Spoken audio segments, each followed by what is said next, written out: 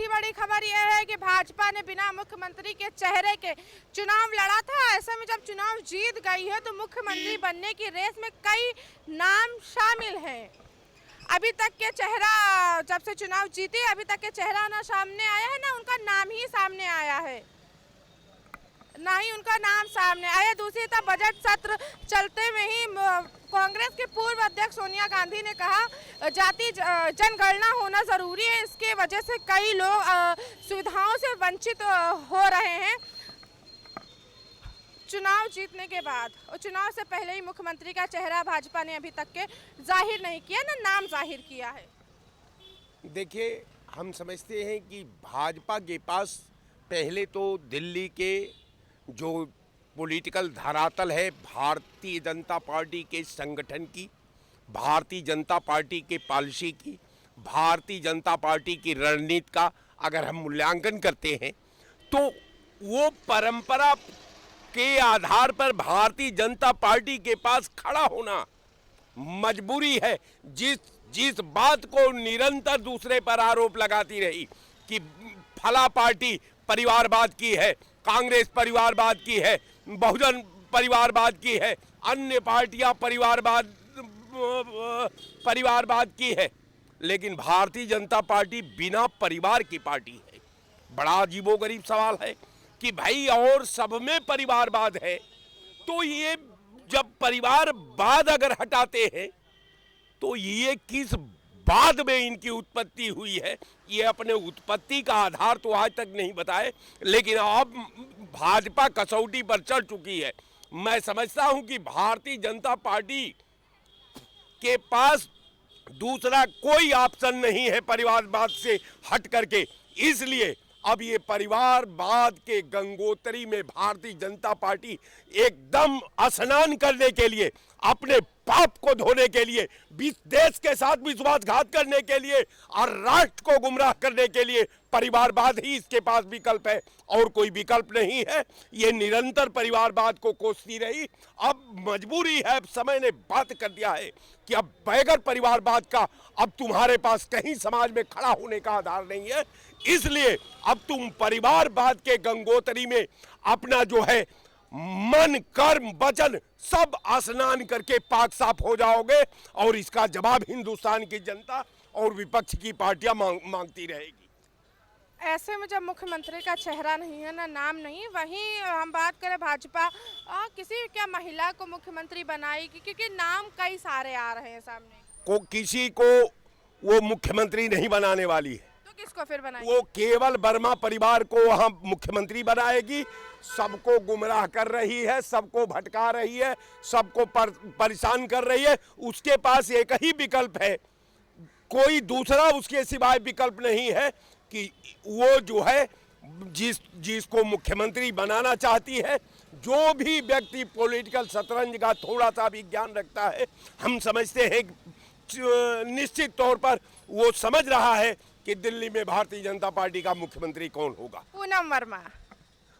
वही मैं बार बार कह रहा हूं, अब इसका अगला पैनल ये होगा कि अब इससे पूछा जाएगा कि परिवारवाद की भारतीय जनता पार्टी परिभाषा राष्ट्र के पटल पर आवाम चाहती है कि तुम्हारा परिवारवाद की जो निरंतर विरोधी दलों को परिवारवाद में घेरते थे, आज तुम परिवारवाद में हो कि परिवारवाद की सारी लक्ष्मण रेखाएं को आपने तोड़ दिया है। ये परिवारवाद भाजपा का अब कसौटी पर चढ़ चुका है। दिल्ली दूसरों को परिवारवाद कहते कहते भाजपा खुद परिवारवाद पर आ गई। उसी के गई, इसके पास कोई और विकल्प नहीं है। इसके पास जो विकल्प था कि दिल्ली में दूसरा कोई मुख्यमंत्री के कैडर को मेंटेन करने वाला, मुख्यमंत्री कि आवाम जो मुख्यमंत्री बनने के बाद जो दिल्ली के भविष्य का सृजन की बात आती है, संविधान को मजबूत करने की बात आती है, दिल्ली का डेवलपमेंट करने की बात आती है, वहाँ का कल कारखाने का निर्माण करने की बात आती है, तो हालांकि भारतीय जनता पार्टी के पास तो विकास में जो ही आप सवाल करेंगे तो कह देंगे कुंभ में आप 750 करोड़ रुपया हमने खर्च किया। अब बताइए कि 750 रुपया कुंभ में खर्च कर दिए तो यहाँ उत्तर प्रदेश की आवाम को क्या फायदा हुआ? मगर उत्तम प्रदेश कहा जाता है। बिल्कुल है ना, उत्तम प्रदेश है। देखिए, अभी 1 साल पहले ये 200 करोड़ रुपया का ठेका है, ये सामने आप अपना कैमरा घुमाइए उधर, और 200 करोड़ रुपया अभी 1 साल पहले ये नहीं बना है, और वहां खड़ा होकर के देख लीजिए कि सारा इसकी सर्विस रोड ध्वस्त हो चुकी है। ये है भारतीय जनता पार्टी का विकास। विकास की परिभाषा भारतीय जनता पार्टी नहीं आज तक पढ़ पाई। जो 70 साल की बात करती है, वो 70 साल में विकास का मॉडल क्या है, विकास किसे कहा जाता है, विकास का व्याख्या कैसे होती है, भारतीय जनता पार्टी के पास एक वक्ता नहीं है जो ये बतावे कि विकास होता क्या है। विकास होता क्या है। हम बात करके जनगणना पे, सोनिया गांधी ने संसद में मुद्दा उठाया, बात उठाई कि जनगणना होनी चाहिए। काफी लंबे समय में जनगणना हुई थी, उस पर अभी तक के ना कोई टिप्पणी आई ना कोई सवाल उठा। आदरणीय सोनिया गांधी जी ने सही मांग की है। सोनिया गांधी जी की ही नहीं मांग है, लगभग 98% जनता की मांग है, भारत की जनता की मांग है कि जाति जनगणना होनी चाहिए। जितनी जिसकी हिस्सेदारी उतनी उसकी भागीदारी होना चाहिए, तभी सामाजिक न्याय पूर्ण होगा, नहीं तो सामाजिक न्याय पूर्ण नहीं हो पाएगा।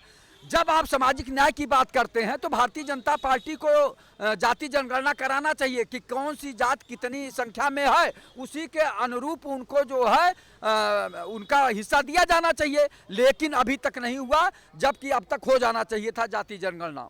क्या लगता है क्यों नहीं हुआ जाति जनगणना? क्योंकि होना था तो कोरोना आ गया, उसके बाद भी तो हो जाना चाहिए था। भारतीय जनता पार्टी टाल रही है, जबकि 4 साल पहले हो जाना चाहिए था। भारतीय जनता पार्टी इसको टाल रही है, जाति जनगणना नहीं कराना चाहती, चूंकि उनकी हिस्सेदारी देना पड़ेगा। जैसे 69,000 शिक्षक भर्ती में इन्होंने घोटाला किया और उसके बाद जो है उन पिछड़ों और दलितों का हक मार दिए और शिक्षक भर्ती में घोटाला कर लिए, तो वही चाहते हैं कि जाति जनगणना अगर हम कराएंगे तो सबका जो हक देना पड़ेगा, इसलिए ये टाल रहे हैं। लेकिन कब तक टालेंगे? एक न एक दिन तो देना ही पड़ेगा। एक ना एक दिन तो देने ही पड़ेंगे। क्या लगता है कौन होगा भाजपा दिल्ली में मुख्यमंत्री? देखिए, अभी तक जैसा भारतीय जनता पार्टी के इशारे से महसूस हो रहा है कि प्रवेश वर्मा जी ही दिल्ली प्रदेश के मुख्यमंत्री होंगे, जो साहब सिंह वर्मा के सुपुत्र हैं, तो उन्हीं का लग रहा। चूंकि नई दिल्ली सीट जो जीतता है वही मुख्यमंत्री होता है। इससे पहले जो है अरविंद केजरीवाल जी भी एक मुख्यमंत्री को हरा के दिल्ली सीट से ही मुख्यमंत्री बने थे।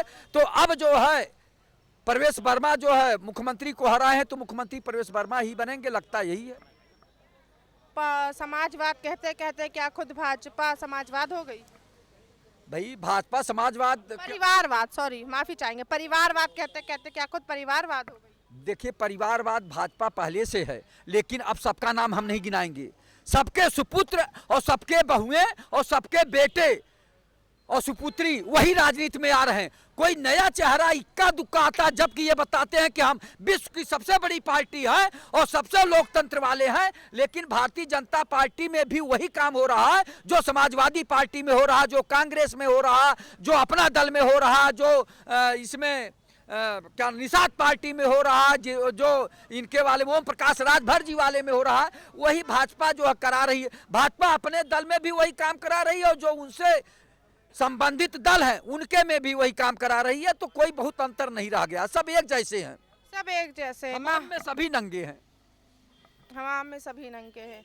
महाकुंभ आज जब दीनदयाल जी की पुण्यतिथि है, उनको संबोधित करते हुए मुख्यमंत्री ने ये कहा था कि अफवाहों पर मत जाएं, विपक्ष ऐसे झूठे अफवाहें और आरोप लगाती रहती है, उस पर क्या कहेंगे? पहले तो हम दीनदयाल जी की जयंती पे उन्हें नमन करते हैं, स्वागत करते हैं, और अपनी तरफ से, अपने संगठन की तरफ से, अखिल भारतीय भ्रष्टाचार निवारण की तरफ से हम उनको जो करते हैं। और जो वो कह रहे हैं माननीय मुख्यमंत्री जी का काम अलग है। माननीय मुख्यमंत्री जी कहते कुछ और हैं, करते कुछ और हैं। उनकी सोच जो है, हम तो सोच रहे थे संत महंत मुख्यमंत्री हैं, ये बहुत अच्छा महाकुंभ कराएंगे, लेकिन महाकुंभ की दुर्दशा जिस तरह से दिखाई दे रही है उसमें बहुत बड़ा घोटाला हुआ है और भ्रष्टाचार इतना हुआ कि नलों में पानी नहीं आ रहा, महिलाओं के लिए शौचालय नहीं, महिलाओं के जो वादे किए वो पूरे नहीं, कपड़ा बदलने का स्थान नहीं हो पाया, और इस तरह से और जाम में फंस गई जनता। इतने जाम में फंस गई कि कितने लोग 50 किलोमीटर दूर से कह रहे वापस चले जाइए, लेकिन वापस जाने का भी रास्ता नहीं मिल रहा। 2-2, 3-3 दिन से भूखे प्यासे लोग रह रहे हैं गाड़ियों में, और 2-1 गाड़ियों में तो आग लग गई। चूंकि 5 के रेशियो से चलेंगे तो गर्मा जाती है गाड़ी, तो उसमें आग भी लग गई। तो माननीय मुख्यमंत्री जी का ये महाकुंभ आइए, महाकुंभ आइए, महाकुंभ आइए, अमृत स्नान करिए, अमृत स्नान करिए, अमृत प्रचार स्नान से करिए। कुछ नहीं तो होगा। ये जो बुलाए प्रचार यानी, और एक तो आचार्य कौन से है, उन्होंने कहा कि जो महाकुंभ में नहीं आएगा वो देशद्रोही कहलाएगा। तो इस तरह कह के लोगों को बाध्य की आने के लिए। अब जब जनता उमड़ी और आप कह रहे थे 50-60 करोड़ 100 करोड़ आने के 100 करोड़ जनता के आने की व्यवस्था किए हैं और अभेद सुरक्षा किए हैं, सब दुर्दशा तो हो गई। अब इसकी क्या बयां करें, जनता तो जान ही चुकी है कि वहाँ कैसे कैसे जो है व्यवस्थाएं हैं और कितना जो है लोग कुप्रबंधन से परेशान है, वही जनता जान रही है और देख रही है, मीडिया चैनलों से देख रही है। लेकिन माननीय मुख्यमंत्री जी और भारतीय जनता पार्टी के लोग शर्म नहीं कर रहे हैं। बड़े जेपी नड्डा ने कहा था कि अपने कार्यकर्ताओं से कि जाएं, पुलिस प्रशासन की सहायता करें ताकि यातायात सामान्य हो सके। अरे भाई, अभी माननीय मुख्यमंत्री जी ने 28 पीपीएस और पीसीएस और कुछ आईएसओ को भेजे हैं, तो अगर सही होता तो ये भेजने की क्या जरूरत थी आज? आप बताइए, जो बड़े बड़े स्नान थे तो वो निपट गए, हो गए, तो अब क्यों भेज रहे हैं? इसके मतलब कि वहाँ दुर्दशा है, ज्यादा स्थिति खराब है, इसलिए भेजे जा रहे हैं। झूठा मतलब कि आरोप प्रत्यारोप जो चल रहा है वो सही चल रहा है। उसका सही जवाब देने के लिए माननीय मुख्यमंत्री जी नहीं आ रहे हैं कि हाँ हमसे कहीं चूक हुई है, गलती हुई है, हम जनता से माफी मांगते हैं कि हम उतनी व्यवस्था अच्छी नहीं कर पाए हैं, तो जनता में उनका सम्मान और बढ़ जाता। लेकिन भारतीय जनता पार्टी और भारतीय जनता पार्टी के कार्यकर्ता उसका ढिढोरा पीट रहे हैं, उसको छिपा रहे हैं कुप्रबंधन यानी कि जो मुख्यमंत्री कह रहे हैं कि अफवाहों में मत आए, ये सारी विपक्ष आरोप लगा रहा, उसका काम ही यही है, जो सनातन से नहीं करता, सनातन धर्म को नहीं मानता वो ऐसा ही करता है, मतलब कि ये सब झूठ कह रहे हैं। यहाँ विपक्ष का आरोप नहीं है, जनता कह रही है, जो वहां से आ रही है वो कह रही कि व्यवस्था ठीक नहीं है।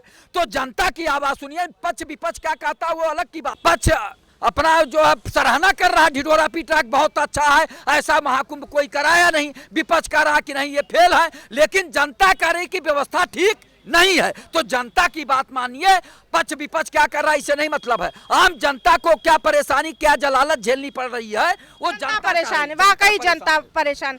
जनगणना को लेकर सोनिया गांधी जी ने कल संसद में मुद्दा उठाया था कि जनगणना हो जानी चाहिए, और अभी तक के नहीं। क्या लगता है, सरकार कराना नहीं चाहती या कोई विपत्ति आ रही कराने में? हमको तो लगता है सेंसस डिपार्टमेंट ही बंद हो गया है। अच्छा, उसको कहीं और मर्ज कर दिया गया, दूसरे विभागों में उनके एम्प्लॉइज को मर्ज कर दिया गया है। तो पहले सेंसस विभाग तो बनावें, तब तो जनसंख्या का आप गणना करा पाओगे। जब 2011 में जब जनगणना हुई तो उसके बाद से विभाग ही बंद कर दिया गया, दोबारा करने की तो ऐसा ही लगता है। अब इसके लिए आरटीआई मांग करके ही हम कंफर्म कर सकते हैं, लेकिन हम 100% ये तय है कि सेंसस विभाग ही खत्म कर दिया गया, क्योंकि आयकर विभाग में सेंसस के कुछ अधिकारी और कर्मचारी जो है मर्ज किए गए थे। तो और मैं चूंकि इनकम टैक्स की प्रैक्टिस करता हूं तो मैं जानता हूं इस बारे में, वहां से लोग आए, तो हमको लगता है सेंसस डिपार्टमेंट बंद कर दिया गया है, तो पहले इसको बनाया जाना चाहिए। हम बात करें कि मुख्यमंत्री के बिना मुख्यमंत्री के चेहरे के भाजपा ने चुनाव लड़ा था। अब चुनाव जीत गई है, उसमें कई नाम शामिल हैं, मगर अभी तक के ना कोई नाम सामने आया है ना कोई चेहरा सामने आया। क्या लगता है कौन होगा? एक आम आदमी पार्टी से भाजपा में गए थे, कोई सिरसा हैं, सिरसा करके हैं, उनका उपनेम है, और वो पंजाबी हैं, तो पंजाब को भी साधने के लिए हमको लगता है कि उनको बनाएंगे। यानी कि अब जो मुद्दा चल रहा है पंजाब की सियासत को लेकर, अरविंद केजरीवाल लगातार बैठक कर रहे हैं, तो कहीं ना कहीं भाजपा ने भी इनडायरेक्टली घेरने की बात कही है। हाँ बिल्कुल कही है, लेकिन हमको लगता है दो चीज़ें बड़े उम्मीदवार हैं। एक स्मृति ईरानी जी हैं, और हम इस पर भी हम विश्वास कर सकते हैं, क्योंकि गुजराती हैं, तो गुजराती का दबदबा हर जगह होना चाहिए। यानी कि गुजराती हैं और गुजराती को ही बनाना चाहिए मुख्यमंत्री। बिल्कुल बनाना चाहिए, हम इसका जो है समर्थन करते हैं, क्योंकि उत्तर प्रदेश में मैंने इसका प्रयोग देखा है कि उत्तर प्रदेश में भारतीय जनता पार्टी का कोई भी मुख्यमंत्री बनने लायक 397 में से कोई भी नहीं था, जिसमें 73 विधायक थे, 324 MP, 324 विधायक थे, 73 MP थे। तो 2017 में नहीं था। तो इसी प्रकार से हमको लगता है कि वहाँ के भी सारे नकारे लोग हैं, क्या बोलते हैं, दिल्ली के विधायक, और उसमें स्मृति ईरानी ही बनेंगी। हमको ऐसा विधायक नकारे तो क्या कहीं परिवारवाद आ रहा है पार्टी में? क्योंकि खुद वो परिवारवाद के खिलाफ रही है भाजपा, खुद अब परिवारवाद का कहीं ना कहीं नाम आ रहा है, और इसमें कहीं महिला का भी एक नाम आ रहा है कि महिला बन सकती है मुख्यमंत्री। नहीं, आप महिला बनावें, पुरुष बनावें, किसी को बनावें तो सही। बात ये रही बात परिवारवाद की, तो अभी आप देखेंगे आज जो है पंडित दीनदयाल उपाध्याय की जयंती मनाई जा रही है, और यहीं 25 दिसंबर को अटल बिहारी वाजपेयी का जन्मदिन था, मनाया तो यहाँ, लेकिन उनकी एक मात्र भतीजी है मध्य प्रदेश के ग्वालियर में, वहाँ तो उनके घर कोई गया ही नहीं। वहाँ की महापौर को छोड़ करके और कोई नहीं गया। भारत का कोई नेता भारतीय जनता पार्टी का नहीं गया। अपने राष्ट्रीय अध्यक्ष, अपने पूर्व प्रधानमंत्री पर संवेदना नहीं, उनके नाम को लेकर के पूर्व संध्या पर माननीय अटल बिहारी वाजपेयी कन्वेंशन सेंटर में पैसे खर्च किए जा रहे हैं, नाच गाने किए जा रहे हैं, या उत्तर प्रदेश सरकार करा रही है। एक सज्जन यानी कि खुद परिवारवाद पर चलने वाली पार्टी जो अब हम ये कहेंगे जो समाजवाद पर चलती थी वो अब खुद परिवारवाद पर आ गई, दूसरों को देखा देखी या आरोप लगाते लगाते। देखिए, नेता जूता और कुर्ता, नेता जूता कुर्ता इनका कोई कैरेक्टर्स होते नहीं हैं, जहाँ तक मैं मानता हूँ। जूता छोटा है तो खींच के पहन लीजिए, पैर दबा दीजिए उसके अंदर, बड़ा है तो आगे कुछ कपड़ा लगा लीजिए। कुर्ता है छोटा मोटा दुबला लंबा पतला जो चाहे वो पहन सकता है। और नेता भी इसी प्रकार का है कि उससे कुछ लेन देन नहीं है। नेता और यहाँ जो बिजनेसमैन हैं, बिजनेसमैन, नेता और अधिकारी तीनों की गठजोड़ है। जनता यहाँ की नकारा है। जनता यहाँ की नकार है। क्या राजनीति से ऊपर हट के भी, आरोप प्रत्यारोप ऊपर से हट के भी आप किसी और मुद्दे को भी हाईलाइट करना चाहिए, जैसे जनगणना हो गया, आर्थिक व्यवस्था हो गई, कि अब इनको भी कि सिर्फ राजनीति होती रहे? नहीं, इस पे तो मैं नहीं जाऊंगा। मैं आपके सवाल पे आता हूं कि परिवारवाद का नारा नहीं देना चाहिए। परिवारवाद में डॉक्टर का बेटा डॉक्टर हो सकता है, इंजीनियर का बेटा इंजीनियर हो सकता है, उस तरीके से नेता का बेटा नेता होता है, वो कोई गलत बात नहीं है। मगर सवाल यहाँ परिवारवाद को बढ़ावा कौन देता है? भाजपा। खैर, मैं उस पर भी नहीं जाना चाहता। अब आता हूँ मुद्दे पर। आप सत्ता में आ गए हैं, आपने कहा था जो केजरीवाल व्यवस्थाएँ चला रहे हैं हम उसे बददस्तूर ऐसे ही जारी रखेंगे। अब अब कंटिन्यू रखेंगे। अब देखते हैं कि वो अपने वायदे पे जिस तरीके से 15 लाख 2 करोड़ नौकरियां, वैसा ही वायदा है या ये निभाएंगे। महिलाओं को जो बसों की फ्री सर्विस है, या जो भी रेवड़ी दी थी, नहीं, जो केजरीवाल अपना चला रहे थे सरकार में, क्या वो बददस्तूर जारी रहेगी या उसे फिर झूठे वायदों की तरीके से हटा दिया जाएगा? ये तो अब करने की बात है। जो वायदे भाजपा सरकार ने किए हैं वो पूरे दे पाएंगे कि नहीं, जनता तक पहुंचेंगे कि नहीं, अब उनके लिए भी एक चैलेंज हो गया। आइए, आपकी डबल इंजन की सरकार है, देखते हैं देश की दिल्ली की जनता। डबल इंजन की सरकार में भी मुख्यमंत्री का चेहरा और नाम सामने नहीं आ रहा है। मैंने अभी आपको पहले ही क्लियर कर दिया ना कि इसको परिवारवाद से क्यों देखते हैं। मैं मान लीजिए मैं बिजली का काम करता हूँ, मेरा बेटा मेरे साथ है और वो ट्रेंड हो गया है, अब वो इस लायक हो कि चाहे बिजली का काम कर सकता है तो क्यों नहीं करेगा। वैसे किसी नेता का बेटा अगर देश चलाने योग्य है तो क्यों नहीं वो नेतागिरी कर सकता। मुझे लगता है ये परिवारवाद का जहर जो भाजपा ने घोला है सत्ता बनाने के लिए, पाने के लिए, ये बड़ा असमंजस सा लगता है। जो भी नेता है, अगर वो नेता नगरी में आना चाहता है, वो देश में सेवा करना चाहता है या कुछ करे अपना, वो एक अलग चीज़ होती है। मगर कहीं ना कहीं बार बार एक आके परिवारवाद को जिक्र ही नहीं होना चाहिए। अब मुझे लगता है कि डबल इंजन की सरकार है। नरेंद्र मोदी, जनगणना पे क्या कहेंगे? जाति जनगणना हो या गणना हो, 2011 से जनगणना नहीं हुई है, ये एक सवाल बनेगा। मगर फिर ये वो मोदी के लिए गले की हड्डी बन जाएगा। अगर आज वो जाति जनगणना करा लेता है तो उससे जातियों का भी पता चल जाएगा कौन किस जाति में है। सबसे अहम मुद्दा जो 2014 से, अब आप आइए मेन बात पे, ये लोग यही कह के आए थे ना सत्ता में कि बांग्लादेशी घुसे जा रहे हैं, रोहिंग्या घुसे जा रहे हैं, घुसपैठिया घुसे जा रहे हैं। 2014 से आपकी सरकार है। अगर आप जनगणना कर लेते हो तो जाति वाइज भी पता चलेगा और बाहरी कितने लोग आके यहाँ पे बच गए। जनगणना हो जानी चाहिए। नहीं, होनी चाहिए, मगर ये कराएगा नहीं। मोदिया फंस जाएगा इसमें बुरी तरीके से प्रधानमंत्री खुद क्या फंस जाएंगे अगर जनगणना करा लिए तो? नहीं, क्यों फंस जाएंगे। जनगणना, देखिए, देश की काउंटेबिलिटी जो होती है वो होनी चाहिए। जितने अपग्रेडेड कंट्रीज़ हैं उसमें तो डे 1 से जैसे बच्चा पैदा होता है उसका रजिस्ट्रेशन करके उसको अंडर एज काउंट में ले लेते हैं। आज मैं आपको बताना चाहता हूँ कि अपने देश की जो व्यवस्था है वो इतना ज़्यादा कॉन्फ्लिक्ट में चली गई है कि चाहे वो लेफ्ट विंग के पॉलिटिशियनों के प्रिंसिपल्स देख लो या राइट विंग के। अभी आप दिल्ली की बात कर रहे थे कि कौन कौन से बदलाव आएंगे, तो सबसे पहले तो दिल्ली में जो प्राइमरी चेंजेस है वो है एयर पॉल्यूशन। आज तक कोई नहीं कर पाया कंट्रोल। केजरीवाल बेशक कितना भाषण दिए, कुछ भी किए, गंगा यमुना का पानी कितना दूषित है।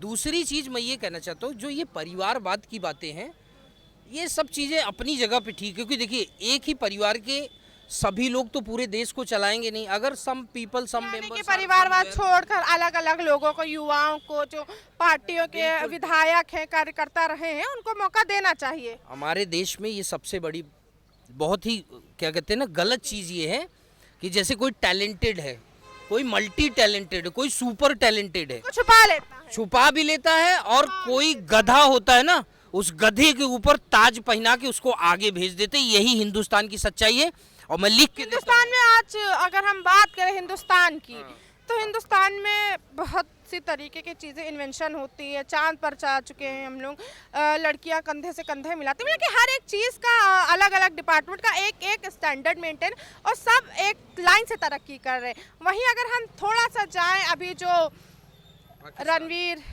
अलाहाबादिया है, डार्क ह्यूमर, डार्क कॉमेडी की अगर हम बात करें, तो इस स्टैंडर्ड में बहुत एक कॉमेडी शो को लेकर इतना खड़ा कर दिया गया, एफआईआर हो गया अपूर्वा पे, या जो भी लोग थे उनके। मगर कहीं अगर हम बात करें रेप की, अगर हम बात करें देश में अर्थव्यवस्था की, तो उस पर कोई इतना मुद्दा नहीं उठाता। रेप होता है 2-3 दिन, मगर एक वीडियो को लेकर इतना चर्चा। देखिए मुद्दा उठाने का भी एक वेग होता है। सपोज आप करिए कि कांग्रेस सरकार बहुत अच्छी चलाने की कोशिश सोनिया गांधी जी करती थी, लेकिन उनको न्यूट्रलाइज में अपोजिशन की जो पॉलिटिक्स अरविंद केजरीवाल, अन्ना हजारे की हुई, वो होता है एक सुपर वेव लेके आना पॉलिटिक्स में, और वही देश में भी अभी चाहिए। आपने समय रैना की बात की, इतना ज़्यादा क्या कहते क्रिटिसिज्म, डार्क वेब क्या, वो मैं भी कभी कभी देखता हूँ। It's just like a nonsense kind of people, they have no sense how to talk. ऐसी कॉमेडियों को बंद कर देना चाहिए, बंद ही कर देना चाहिए। इवन कि मैं तो ये कहता हूँ कि बताओ उन्हीं रणवीर अलाहाबादिया के ऊपर, सॉरी, जितने बड़े प्रतिष्ठित नेता, सेलिब्रिटी और भी जितने सबने इंटरव्यू दिया। ये अलग ही मुद्दा चला जाएगा अगर हम इसको घसीटने पर आए तो। क्या मुख्यमंत्री के चेहरे के बिना जब चुनाव लड़ा गया, चुनाव जीत भी गए, ऐसे में मुख्यमंत्री कौन होगा, क्या लगता है? देखो, भारतीय जनता पार्टी कार्यकर्ता बेस पार्टी है। जो भी दिल्ली का मुख्यमंत्री होगा वो चौंकाने वाला नाम होगा। यहाँ क्या लगता है आपको, क्या लगता है, सपोर्टर है, कौन आएगा दिल्ली? नहीं, दिल्ली बता रहे हैं, मंथन चल रहा है, और आप नाम जो आएगा मुख्यमंत्री पद पे, जिसकी किसी ने कल्पना नहीं की हो, जिनके नाम की चर्चाएं चल रही, शायद इनमें से कोई नहीं होगा। क्योंकि भारतीय जनता पार्टी हमेशा कार्यकर्ता बेस पार्टी है। अपने छोटे से लोग परिवारवाद पर जा रहे कि परिवार से ही कोई उठकर आएगा। नहीं, परिवार से कोई नहीं उठ के। अब जैसे कि अब थोड़ी देर के लिए अगर कोई कह दे कि बांसुरी स्वराज हैं, परवेश वर्मा हैं, और इनको कह दे, तो हमको नहीं लग रहा। लेकिन वैसे परवेश वर्मा जी के चांसेस ज़्यादा हैं, चूँकि वो अरविंद केजरीवाल जी को हराया है, और वहाँ की 2 बार सांसद रहे दिल्ली से, और उनके पिताजी भी मुख्यमंत्री रहे। वो दिल्ली की नस को जानते हैं, पूरे उसको जानते हैं। यानी कि एक जो जीता है उसी के वही बनेगा, उससे रिलेटेड घर में से कोई एक बन जाए? नहीं, कोई भी, बता तो रहा हूँ मैं। अभी कुछ भी कोई कंफर्म कुछ कह नहीं सकते। कुछ कह नहीं सकते। जनगणना पे क्या कहेंगे? क्योंकि सोनिया गांधी ने संसद में मुद्दा उठाया कि जनगणना हो जानी चाहिए। बिल्कुल जनगणना होनी चाहिए। जनगणना होगी, भारतीय जनता पार्टी कराएगी। कब कराएगी, क्या लगता है? भाई 2021 में अगर ये कोरोना ना आया होता तो 2021-22 में जनगणना होती। और अभी कुछ ऐसी स्थितियां देश नहीं थी जो कि नहीं, लेकिन कुल मिलाकर के आप देख लीजिएगा 6 महीने के अंदर ही जनगणना हो जाएगी। जनगणना होगी, और जनगणना होनी भी चाहिए। और जनगणना के साथ आर्थिक आधार पे भी गणना होगी। आपको ये भी बता दे रहा हूँ, ये नहीं आर्थिक आधार पे होगी कि ऐसा नहीं कि 500 करोड़ का यादव है, 500 करोड़ उसके पास है, दलित 1000 करोड़ का है, और उसको कैटेगरी वाइज भी सारी चीजें आर्थिक आधार पे जनगणना इस देश की मांग है। और आज हमारे पंडित दीनदयाल उपाध्याय की अंत्योदय जो योजना थी, उनकी आज जन्मशती वो है, समझ वो पुण्यतिथि है। मैं उनको भोर श्रद्धांजलि देता हूँ। और उसके बाद उनके सपनों का भारत बनाने का काम भारतीय जनता पार्टी के नेता कर रहे हैं, चाहे माननीय मोदी जी हो, चाहे योगी जी हो। कुछ समस्याएं जरूर आ रही, चूँकि इतना बड़ा देश है, 10 लोगों का घर चलाने में आदमियों की समस्या आ जाती हैं। और देश है, समस्याएं कुछ हैं जो मुँह बाए खड़ी है। ये पुरानी सरकारों की देन है। इन लोगों ने अगर सत्ता में रह चुकी। सत्ता में रह चुकी, अगर इन लोगों ने शायद सही ढंग से काम किया होता तो आज भारतीय जनता पार्टी की सरकार नहीं बनती। आप समझ रहे, अगर हम सही कहे होते तो हमारे बच्चे हमको नहीं हटा करके पुरखातम ले लेंगे।